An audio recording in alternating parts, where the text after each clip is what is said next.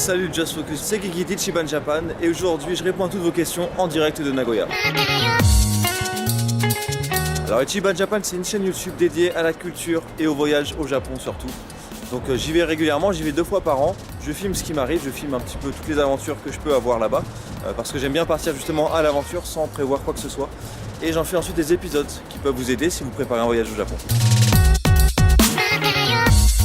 Alors c'est très simple, rien n'est planifié, j'y vais toujours complètement à l'arrache. Je ne sais jamais si je vais faire de telle ville que je prévois de visiter un épisode ou non.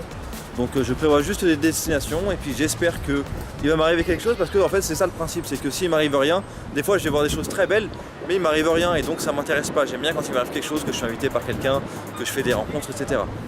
Donc voilà, après le montage je le fais une fois que je rentre en France. Comme je suis 2 fois par an au Japon, pendant que je suis en voyage je profite à fond, j'essaie un maximum de faire des vidéos et ensuite quand je rentre je fais tout mon montage.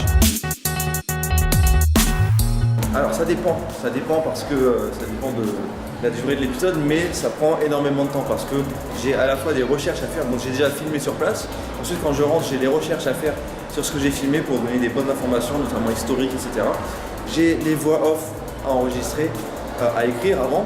J'ai des sous-titres à mettre, que ce soit pour les petites anecdotes ou bien pour sous-titrer quand ça parle en japonais. J'ai un montage énorme, des rushs énormes à trier, donc ça prend énormément de temps. Donc c'est pour ça que j'en suis à en moyenne un épisode par mois et encore c'est un peu chaud. Franchement je taffe à fond dessus. Oui ça évidemment, puisque premier voyage je suis resté à Tokyo. Je suis arrivé à Akihabara, j'étais tout content, je me suis dit ouais, c'est génial, c'est limite le paradis ici. Et maintenant c'est le quartier que j'aime le moins à Tokyo. Donc beaucoup de choses évidemment qui ont changé, forcément quand on découvre les choses lors d'un premier voyage on a un œil très naïf, etc. Alors que maintenant j'ai plus trop cet œil naïf, même si je découvre encore des choses. Mais forcément là au bout de 7 voyages ça change quand même, j'ai des intérêts différents de ceux que je pouvais avoir quand je suis arrivé. Et puis voilà, il y a des choses qui peuvent m'énerver plus et d'autres qui peuvent me plaire plus alors qu'avant c'était le contraire. Enfin voilà, il y a vraiment... j'ai plus, c'est surtout de la maturité en fait, hein. C'est une vision beaucoup plus mature que j'ai maintenant, moins naïve. Mais en même temps c'est dommage parce que c'est beau aussi cette vision naïve qu'on a, c'est pour ça que je suis toujours fasciné, j'aime bien quand les gens me racontent leurs expériences, regarder des vlogs de personnes qui y vont pour la première fois, parce qu'il y a ce côté très naïf et c'est beau justement, il y a ce côté découverte et aventure, etc. Et ça je l'ai plus trop, même si je peux l'avoir à un certain moment puisque je vais toujours découvrir des endroits et tout, mais au niveau du Japon en général c'est vrai que j'ai plus trop ce sentiment de découverte puisque c'est un peu comme la maison quoi. Déjà au niveau des vols, de rechercher des vols pas chers, ce que je vous conseille c'est de passer par, bon c'est tout simple ce que je vais dire, mais passer par les plateformes comme Liligo, moi c'est ce que j'utilise dans Liligo. Il y a souvent des offres promo, voilà, où vous comparez les prix et vous mettez en mode date flexible, ce qui fait que vous choisissez en fait la meilleure date, celle où il y a le meilleur prix.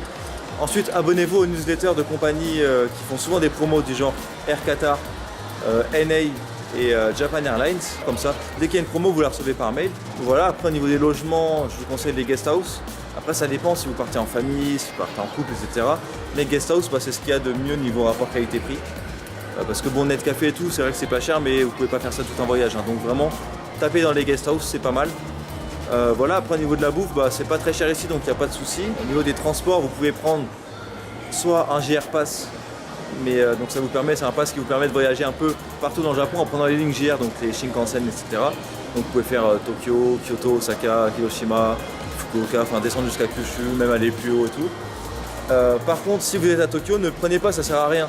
Exemple type, vous faites 2 semaines au Japon, vous faites Tokyo et une semaine dans le Kansai, Kyoto, Osaka, ou même vous bougez à Hiroshima, et vous prenez qu'une semaine de JR Pass. D'accord, vous prenez pas 2 semaines, vous prenez une semaine et vous activez le JR Pass seulement le jour où vous quittez Tokyo.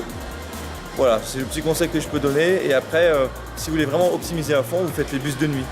Hein, le bus de nuit entre Tokyo et Kyoto, c'est 30-35 €. Je pense que oui, moi je pense que c'est indispensable. Non pas parce que vous pouvez quand même partir si vous ne connaissez pas la langue et vous passerez un super voyage, mais si vous voulez passer un voyage vraiment excellent, il faut quand même connaître un minimum de japonais, il faut faire l'effort d'apprendre un minimum. C'est ça qui va vous permettre d'aborder les gens, de parler un petit peu, et voilà, si vous parlez juste anglais, ça sera très difficile honnêtement. Par exemple, si vous prévoyez un voyage dans 6 mois, mettez-vous à fond sur le japonais durant ce temps avant de partir. Vraiment, c'est ce que je peux vous conseiller. C'est le meilleur conseil que je puisse donner pour un voyage au Japon, c'est d'apprendre le japonais. Il y a le site icijapon.com que je nomme tout le temps parce que vraiment il est cool, il est gratuit, c'est simple, vous allez sur le site, cours de japonais, c'est gratuit. Vous faites les leçons les unes après les autres, vous passez à la suivante que quand vous connaissez par cœur la précédente. Et surtout, apprenez d'abord l'écriture avant d'apprendre quoi que ce soit d'autre. Apprenez à écrire les kana, hiragana, katakana, quelques kanji à la limite, mais vraiment c'est très important de commencer par l'écrit. La prochaine fois, j'aimerais bien revenir pour une longue durée. Une durée de 1 an par exemple, au moins plusieurs mois, et de faire que de la vidéo durant cette période. J'aimerais bien, et je pense que j'arrêterai ensuite peut-être, Ichiban Japan j'arrêterai ensuite, mais j'aimerais bien me dire que j'aurais fait ça à fond pendant 1 an. Et alors, on me demande un dernier petit message pour la fin en mode Vegeta. Ok.